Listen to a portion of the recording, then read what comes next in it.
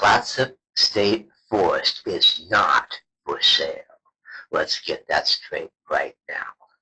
The land itself is not being sold off.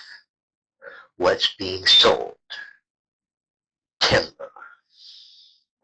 And those timber sales, managed by Oregon Department of Forestry, are designed to generate revenue for Clatsop County schools and local services. So this isn't a simple, they're selling the forest story. It's more complicated than that. And today, we're going to break it down. The economics first, and then the environmental consequences. Because here's the real question. If timber sales generate millions for schools and local services, but long-term logging reduces the forest ecological stability, are we balancing this correctly? Or are we setting up a future bill that's much larger than the check we're cashing today? Let's start with numbers. Clatsop State Forest sales are auctioned through ODFS's timber sales schedule. The goal is revenue generation. Clatsop County typically receives about 64% of the net revenue from these sales. The fiscal year for 2022 alone, the forest generated roughly $19.1 million for the county.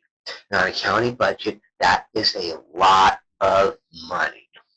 That money funded schools, roads, emergency services, real local infrastructure. Recent up-in sales include the Double Ridge sales near Astoria, scheduled for 2025, despite local opposition due to proximity to private homes. The Mothball Hill sale paused until 2026 after significant public backlash over clear cuts near residential areas. And then there's the 2026 annual operations plan. The 2026 plan includes over 5,300 acres of clear cuts, about 2,545 acres of partial cuts, with a total appraised value of approximately $68.8 million. That's not small-scale logging. That's industrial-scale economic activity. Now, in 2024, the Habitat Conservation Plan, in HCP, was approved. The plan is expected to reduce logging levels in Clatsop State Forest by about 35% over the next 70 years to protect endangered species. I like that. That's nice. So yes, adjustments are being made, but adjustments aren't impact. They reshape it. Here's a personal stance, and I want to be very clear. I do not have a problem with logging as an economic activity. Logging is important. Rural economies depend on it. County budgets depend on it. Forestry, when managed responsibly, can be sustainable. The economics matter. But, and this is my personal belief, if we harvest, we must replant. If we clear cut, we must restore. Because without replanting, the economics of today become the environmental debt of tomorrow. Now let's talk about what happens if that restoration does not occur. Clear cutting without replanting leads to permanent deforestation. When trees are removed, the root systems that anchor soils disappear.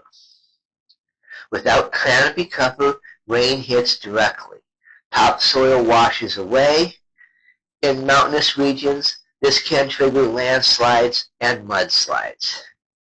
And once topsoil is gone, recovery becomes exponentially harder. Clearcutting can result in the loss of up to 20% total nitrogen, 32% of the phosphorus, and as much as 63% of the sulfur. Those aren't cosmetic losses. Those are structural nutrient losses that support long-term forest growth. In extreme cases, entire mountain slopes lose viable soil. No soil, no forests. Forests regulate water like natural sponges. Remove them and runoff increases. That means higher flood risk downstream. But paradoxically, during dry seasons, reduced groundwater recharges can cause rivers to run lower. You increase floods and increase drought risk. Sediment runoff clouds streams, smothers salmon spawning beds, and raised water temperatures. Cold water species like trout suffer first. Ooh, I do love trout. Clearcutting is one of the most carbon-intensive forms of logging. Forest acts as carbon sinks. When cleared, they stop absorbing carbon and release what they've stored.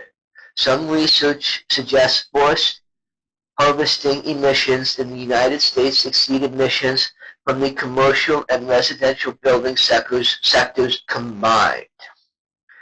If we don't replant, we don't recapture the carbon. Clearcuts fragment habitat. Large, continuous forests become isolated islands. Species that depend on deep forest conditions disappear. Generalist species move on. Symbiotic fungi networks collapse. Microclimates change. And what was once a self-sustaining ecosystem becomes vulnerable and simplified. So here's where I land. Logging is economically important.